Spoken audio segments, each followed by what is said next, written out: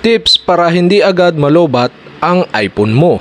So okay guys, kung nakatulong itong video na to, i-click nyo lang ang subscribe button at ang bell para updated kayo sa mga video tutorial like this. Okay, simulan natin. Ang una natin gagawin is, okay, punta lang kayo sa inyong settings.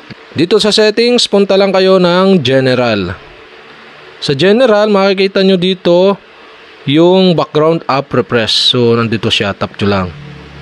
At dito sa background app refresh, tap nyo ito. Then off nyo itong background app refresh. Yan ang una. Tapos back tayo. Balik tayo sa main settings ng ating iPhone. At dito naman sa kasunod is punta kayo ng accessibility. Yan, kasunod lang nung general. Tap nyo yung accessibility. At dito sa accessibility, hanapin nyo yung motion. Yan, tap nyo yung motion.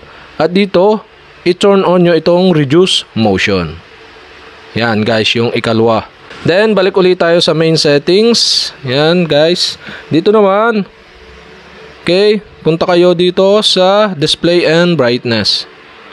Yan, guys. Dito, i-dark mode natin yung ating iPhone. At back ulit tayo sa main settings para sa pang-apat. Dito, punta kayo ng privacy and security. Yan, tap nyo. Tapos dito, tap nyo yung location services. Tapos, turn off nyo itong location services. Yan. Tap, turn off dun sa pop-up. Yan ang tips para hindi agad malobat ang iPhone mo.